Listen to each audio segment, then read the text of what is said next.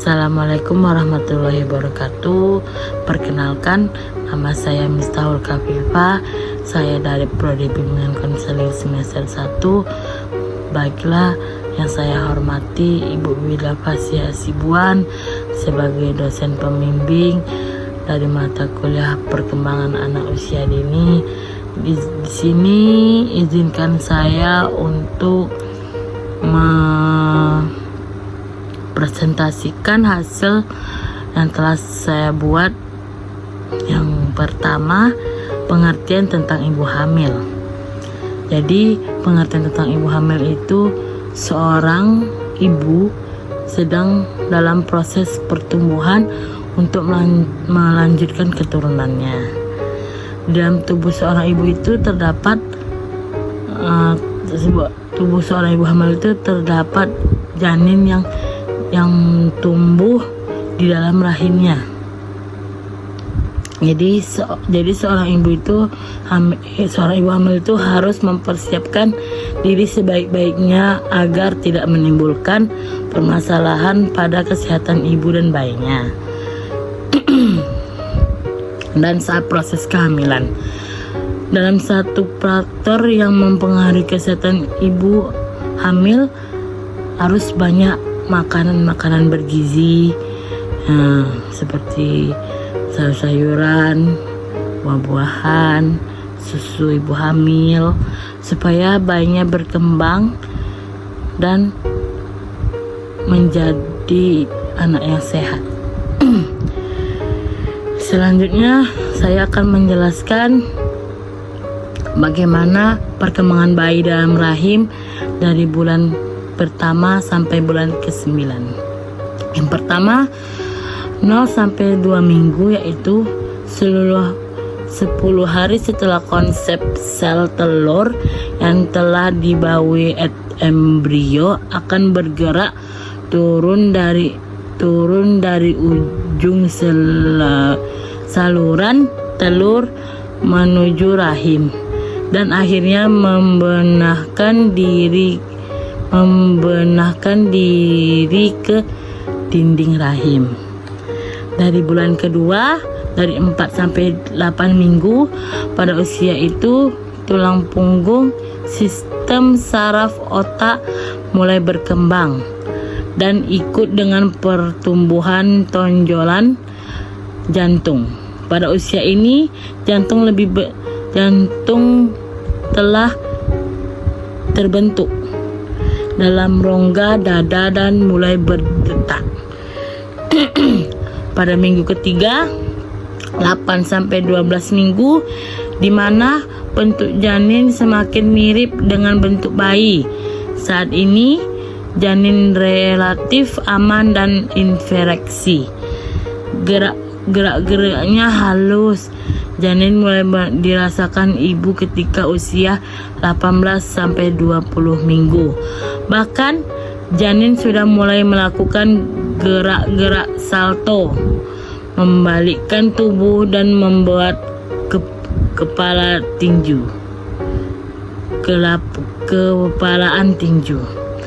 Yang keempat, minggu keempat 12 sampai 16 minggu, yaitu kerangka janin berkembang semakin proporsional.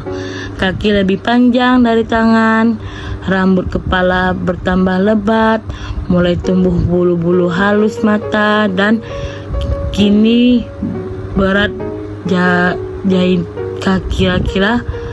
janin kira-kira 100 gram. Tubuh bayi dibungkus oleh rambut-rambut halus yang berfungsi menjaga janin dalam suhu yang seimbang. Yang kelima, 16 sampai 20 minggu, yaitu memasuki minggu ke-16. Janin mulai mengisap jari jempolnya. Kemampuan mengisap dan menelan berfungsi sebagai awal belajar janin terhadap keterampilan maka kemudian hari. Kini kantong amnion semakin sempit sehingga ibu semakin merasakan gerakan-gerakan janin. Untuk memproses ketumbuhan nutrisi, janin minum cairan amnion setiap hari. Yang keenam, minggu 2 sampai 24 minggu. Pada bulan ini mulai stetoskop, yaitu suatu metode deteksi dengan menempelkan telinga di perut ibu. Diketahui bahwa detak jantung bayi bisa bergetar. Detak jantung janin berkisar 159 kali per menit. Pada periode ini janin sudah bisa mendengarkan suara ibu. Kayak misalnya ibunya nyanyi, contohnya baca-baca sholawat, janin bisa mendengarkan. Selanjutnya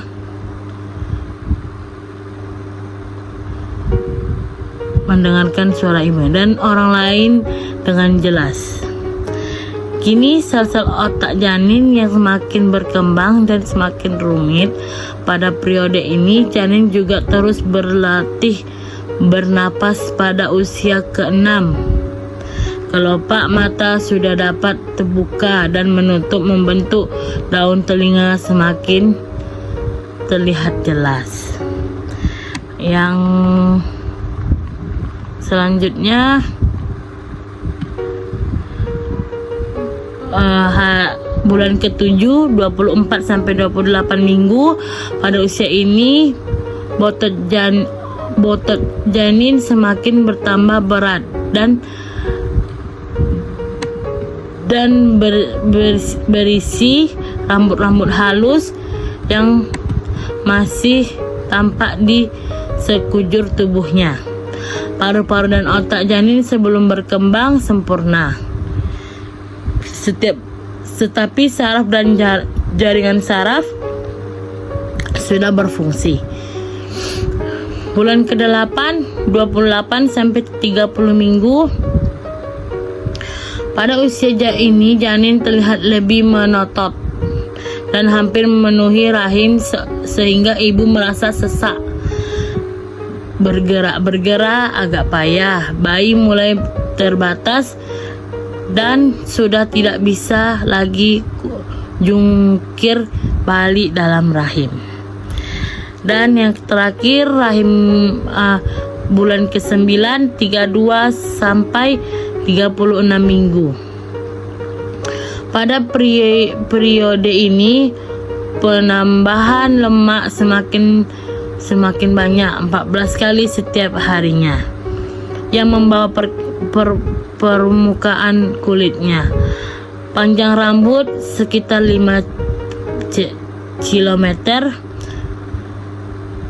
Adanya keterbatasan tempat dalam rahim membuat bayi jarang bergerak.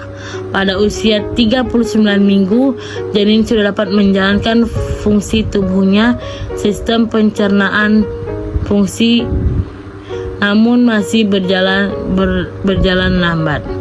Setelah itu, saya akan menjelaskan tentang persalinan. Persalinan. 1. Pengertian.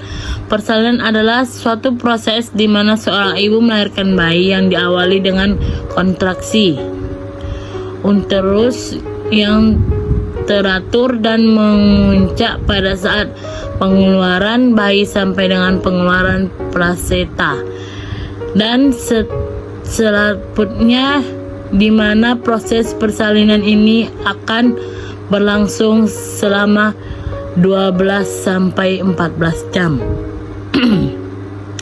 Jenis persalinan.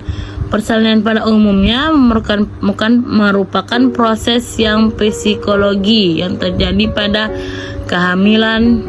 Proses persalinan biasanya diawali dengan kontraksi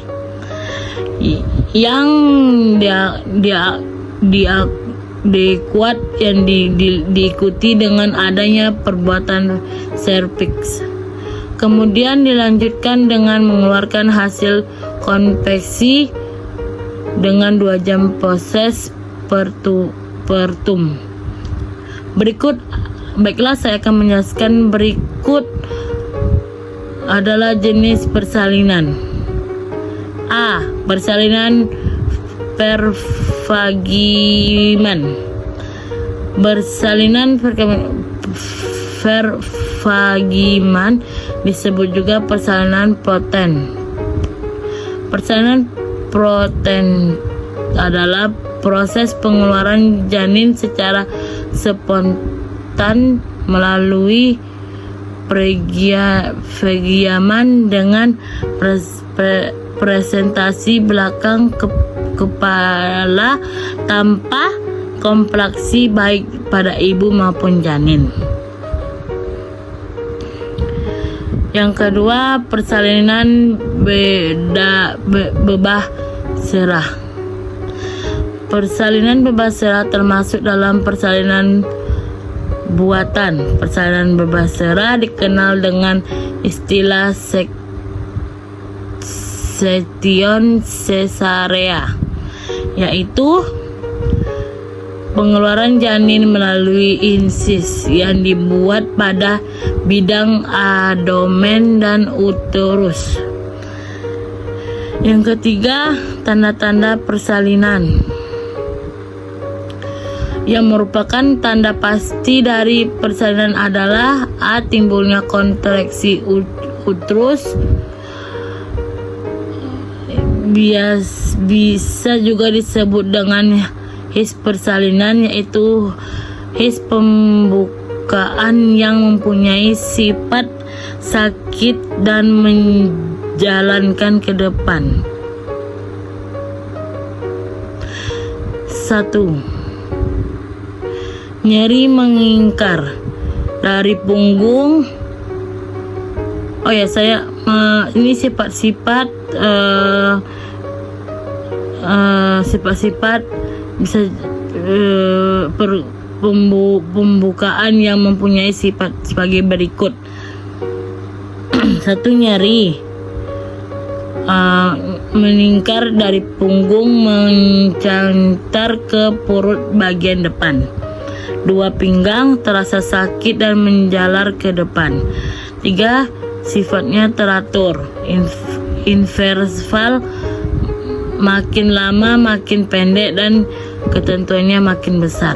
4. Mempunyai pengaruh pada pendataran dan pembuatan cervix.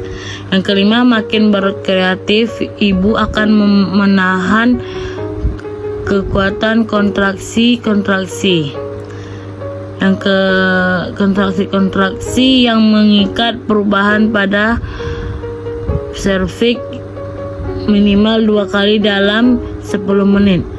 Kontraksi yang terjadi dapat menyebabkan pendarahan, penipisan dan pembukaan serviks.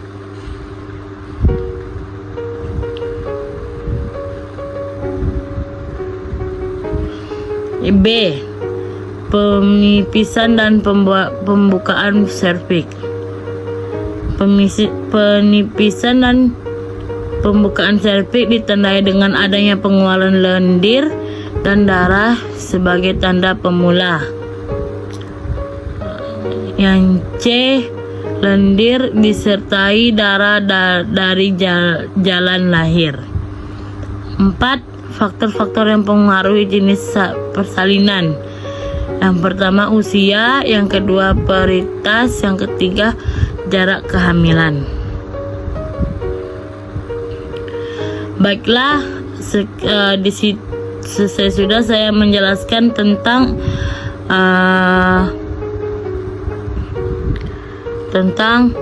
persalinan. Di sini saya akan menjelaskan tentang baby blues. Baby blues dan depresi melahirkan merupakan gangguan psikologis yang bisa dialami ibu setelah melahirkan.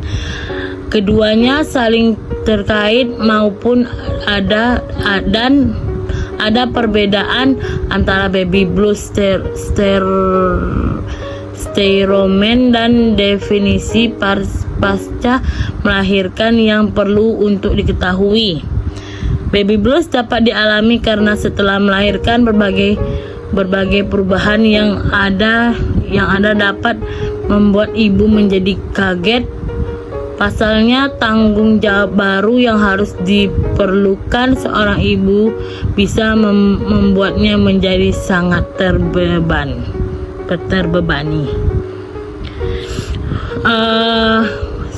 Sekian dari baby blues. Baiklah, saya akan menjelaskan lagi tentang pengertian ASI eksklusif.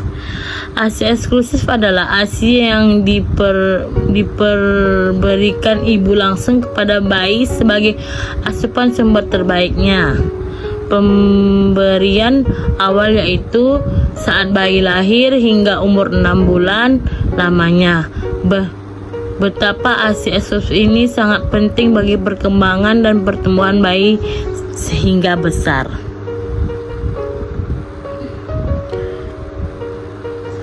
Baiklah, tanpa perkembangan kondisi bayi merupakan tanda yang paling penting dalam tumbuh kembangnya bayi. Baiklah, tentang ASI eksklusif. Baik, sudah siap, saya akan menjelaskan tentang keterampilan kognitif. Kognitif sendiri menimbulkan kemampuan untuk memproses informasi asal meningkat dan bertumbuhnya dengan orang lain. Ini proses melalui paparan situasi dan pengalaman baru yang dapat merasakan otak. Perkembangan fisik atau yang disebut juga pertumbuhan biologis merupakan salah satu aspek penting dalam perkembangan individu yang meliputi perubahan dalam tubuh. Perkembangan sosial, sebuah kondisi saat bayi dapat memproses dan dengan baik keadaan sekitarnya. Dalam proses tumbuh kembang si kecil, memegang halus dipertahankan dan tetap didampingi, tidak hanya tumbuh kembang yang dilihat dari fisik, tapi ada juga perkembangan dalam hal emosional dan kemampuan sosial juga harus diperhatikan. Baiklah, sekian presentasi dari saya. Apabila ada kesalahan, mohon maaf. Assalamualaikum warahmatullahi wabarakatuh.